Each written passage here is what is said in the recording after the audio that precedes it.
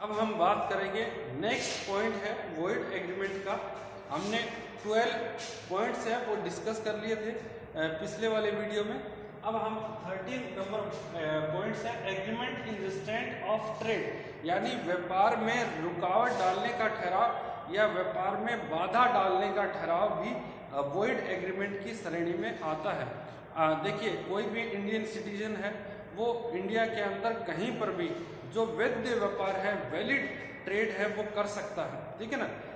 यदि lawful trade है वो कर सकता है, वो उसके लिए स्वतंत्र है। कहीं पर भी व्यक्ति घूम सकता है, कहीं पर भी व्यापार कर सकता है, कहीं पर भी रह सकता है, यदि कानून के द्वारा वो वैध या वैलिड है।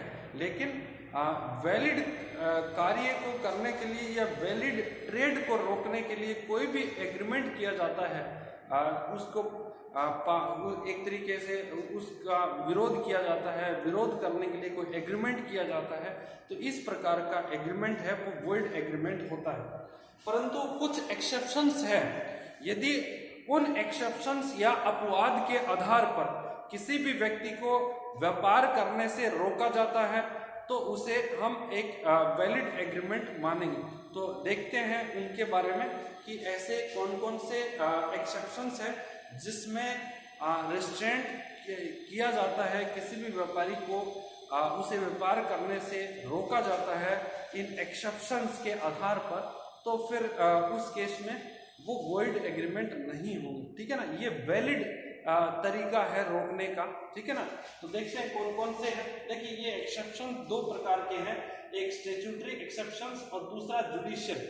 स्टैट्यूटरी का मतलब है वैधानिक अपवाद। तो देखिए, ये तो कानून ने पहले से डिफाइन जो है कर रखे हैं कि sale of goodwill of business. देखिए, यदि कोई भी एक व्यापार है और एग्जाम्पल के तौर पे मैं आपको बताता हूँ, जैसे अमूल है, ठीक है ना। अमूल एक कोऑपरेटिव सोसाइटी है, ठीक है ना, जो क्या है, डेयरी प्रोडक्ट है, अमूल दूध है, अमूल छाछ है, अमूल आइसक्रीम वगैरह, बहुत सारे अमूल घी वगैरह बहुत सारे प्रोडक्ट हैं वो बाजार में सेल करती है। यदि अमूल अपना जो गुडविल है, अमूल का जो ब्रांड है, वो सेल कर दे किसी को, ठीक है ना, तो उसके बाद क्या हो सकता है कि जो अमूल का जो ओरिजिनल ऑर्गेनाइजेशन है वो अमूल के नाम को यूज नहीं करेगा, ठीक है ना। ये पाबंदी सर्टेन पीरियड के लिए हो सकती है, ये सर्टेन टाइम के लिए हो सकती है, ये सर्टेन एरिया के लिए हो सकती है, ठीक है ना। ये अब यहाँ पर एक और एग्जांपल हम देख सकते हैं। यदि हीरो बाइक बनाने वाली कंपनी है, अपना जो हीरो ब्रांड है किसी को सेल कर दे, तो उसके बाद देखिए कोई भी जिसको सेल किया है ना, केवल वही व्यक्ति उस ब्रांड का नाम यूज कर सकता है, हीरो उसके बाद उस ब्रांड का यूज नहीं कर सकती। तो इस प्रकार से गुडविल सेल करने के बाद में जो एग्रीमेंट किया जाता है, तो उस एग्रीमेंट के द्वारा किसी को व्यापार करने से संबंधित एरिया में संबंधित समय के लिए रोका जा सकता है। नेक्स्ट है रिस्ट्रेंट ऑन कंटिन्यूइंग पार्टनर्स और आउटगोइंग पार्टनर्स। देखिए, जो भी एग्रीमेंट के जो भी फर्म में जो पार्टनर्स होते हैं उन पर भी ये पाबंदी लगाई जा सकती है। जैसे पहले हीरो होंडा दोनों आपस में मिलकर जो व्यापार करते थे और उसके बाद जब दोनों अलग हुए तब दोनों ने डिसाइड किया कि एक पार्टनर है हीरो का ब्रांड यूज में कर लेगा और दूसरा पार्टनर है वो होंडा का जो ब्रांड है उसको यूज में लेगा।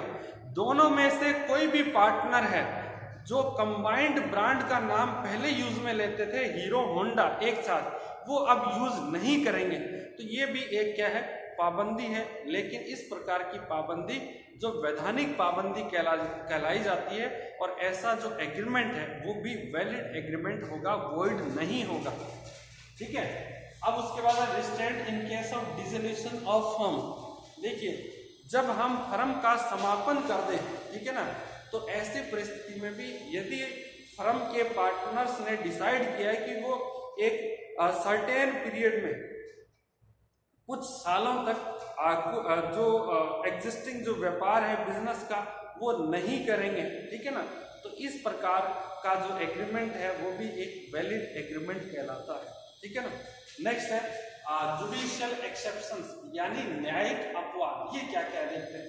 इसमें है रिस्ट्रेंट बाय ट्रेड कॉम्बिनेशंस। देखिए ट्रेड कॉम्बिनेशन का मतलब क्या है, जो ट्रेड यूनियंस होते हैं, ठीक है ना। अब मैं आपको एक एग्जांपल बताता हूं, जैसे जो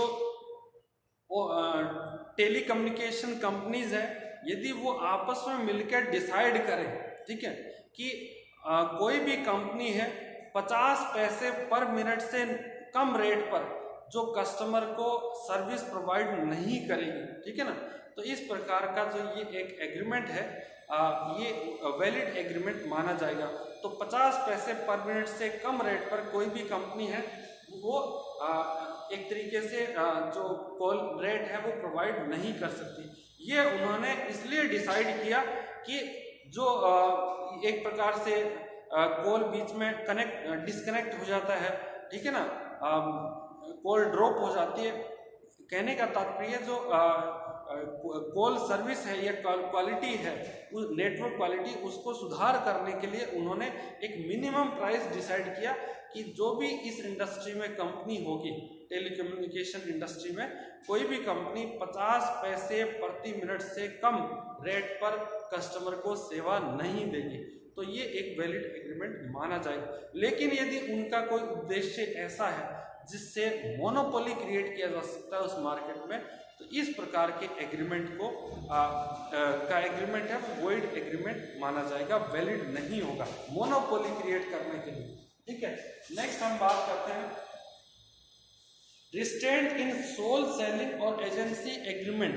सोल सेलिंग और एजेंसी एग्रीमेंट का मतलब क्या है, जैसे कोई कंपनी है, मैं एक एग्जांपल आपको बताता हूँ, जैसे भारत पेट्रोलियम है, ठीक है ना, या भारत गैस है किसी शहर में, और भारत जो पेट्रोलियम जो कंपनी है उन्होंने किसी व्यक्ति को एजेंसी अलॉट किया कि वह व्यक्ति इस शहर में जो भारत गैस की सप्लाई करेगा, तो दूसरा व्यक्ति उस शहर में भारत गैस की सप्लाई नहीं कर सकता है, ठीक है ना। तो ये एक प्रकार से किसी को रोकना है व्यापार करने से, लेकिन ऐसा एग्रीमेंट भी क्या माना जाएगा, वैलिड एग्रीमेंट माना जाएगा, ठीक है ना। अब देखिए यदि कंपनी चाहे तो 2 डिस्ट्रीब्यूटर हो सकते हैं भारत गैस के, इंडेन के, एचपी के, लेकिन ये कंपनी पर डिपेंड करता है। नेक्स्ट है रिस्ट्रेंट इन लाइसेंसिंग और फ्रेंचाइज एग्रीमेंट।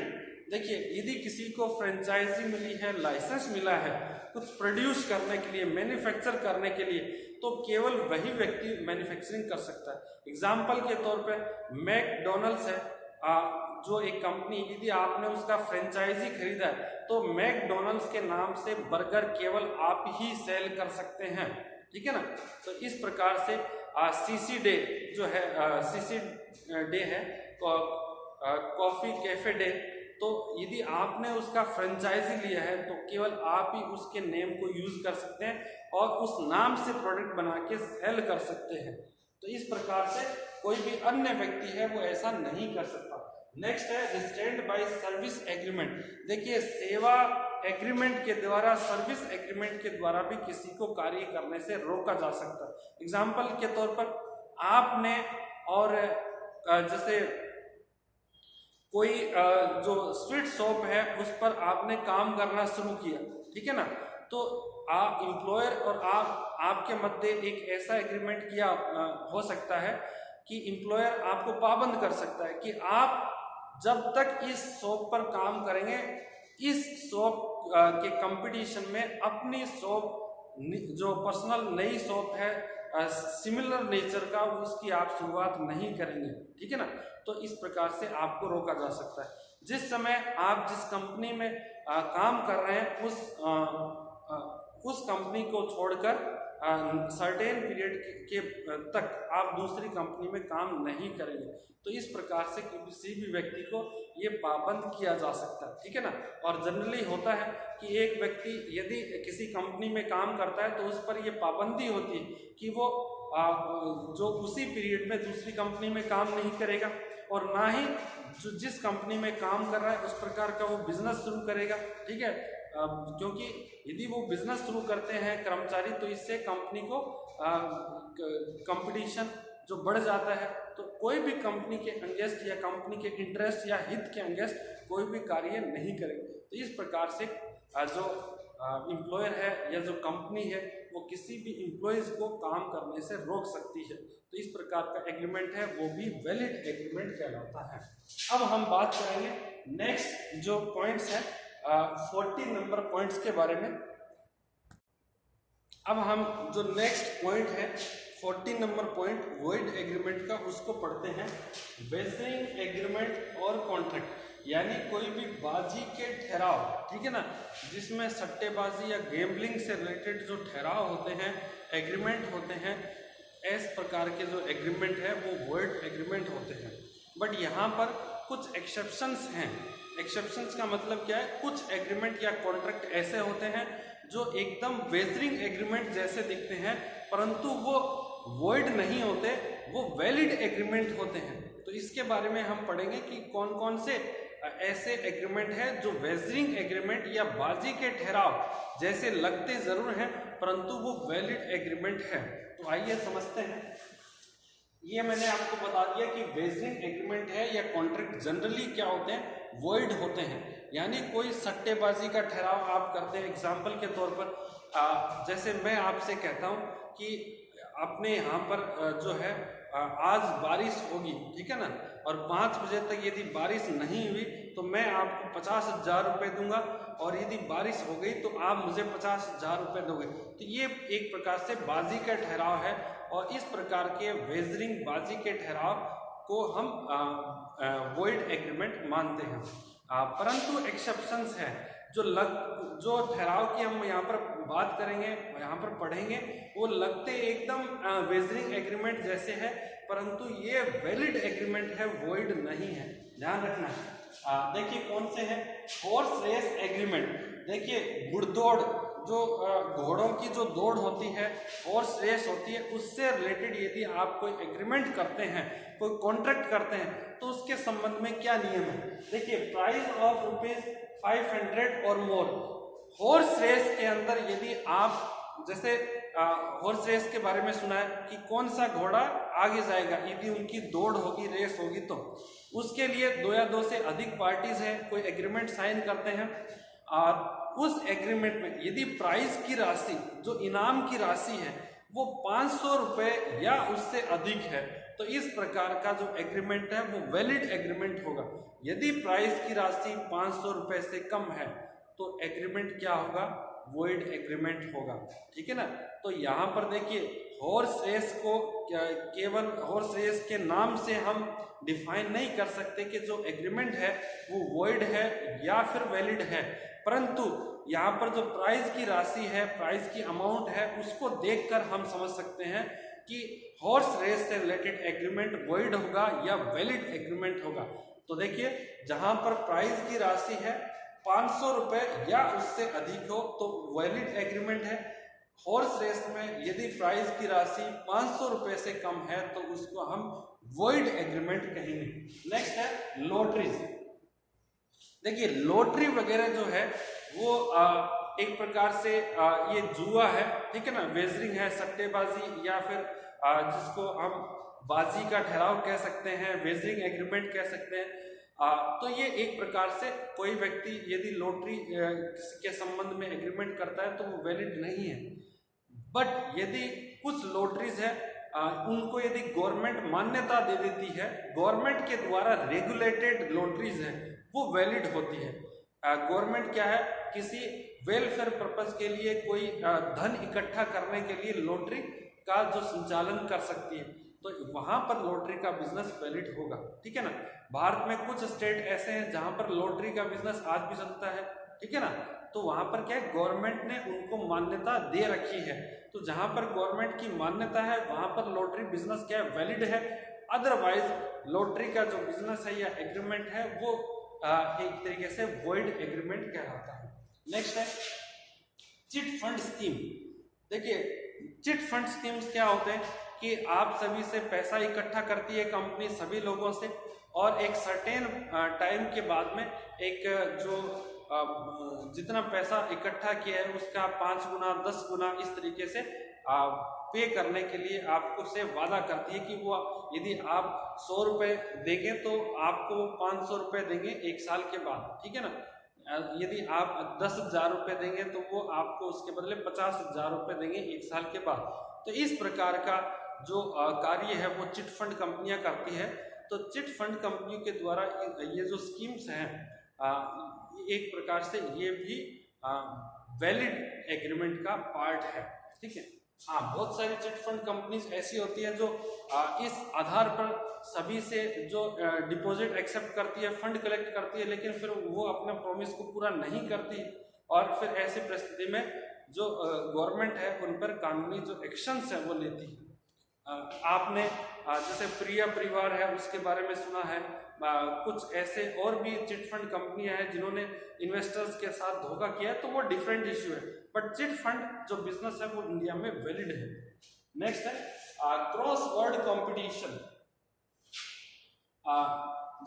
देखिए, क्रॉस वर्ड आपने वर्ग पहेली जो न्यूज़पेपर में आते हैं, मैगजीन्स में आते हैं, आपने बहुत सारे वर्ग पहेली वगैरह पजल्स वगैरह ये फिल की होगी, ठीक है ना।